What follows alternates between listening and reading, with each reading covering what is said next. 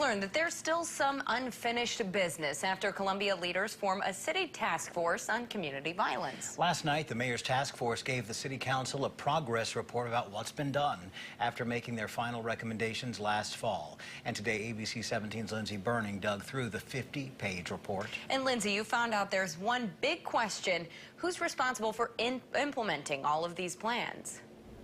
Marissa, each of the 26 recommendations has a suggested group in charge of implementing it, but one of the task force co-chairs tells me right now there's no one in charge of overseeing overall completion. That's one thing the co-chairs are set to discuss next week. We want to bring stakeholders together and ask about how should we do implementation. Is this something that citizens should do? Is this something council members should do? Or is this something that city staff should do? City Councilman Michael Trapp is one of the Community Violence Task Force co-chairs.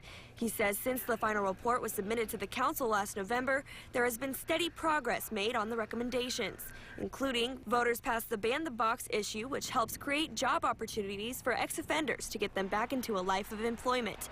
The Children's Mental Health Board has funded a family access center, funding of the Cradle to Career program to prepare all children for school by age 5. All police leadership has completed procedural justice training, and 170 new Neighborhood Watch members have been trained.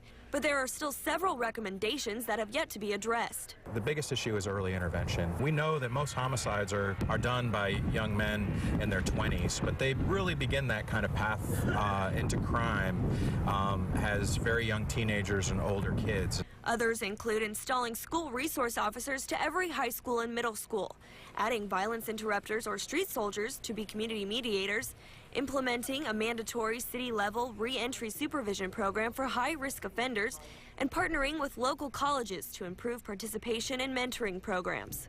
It's a generational, comprehensive problem that needs a lot of help, so I would never say that things are done. Another of the recommendations is for the city to host an annual forum bringing neighborhoods, schools, and police together to address social issues. Trapp tells me next week's informational forum will act as this year's meeting. Lindsay, thank you. And that forum will be held at City Hall next Wednesday night from 5:30 to 7.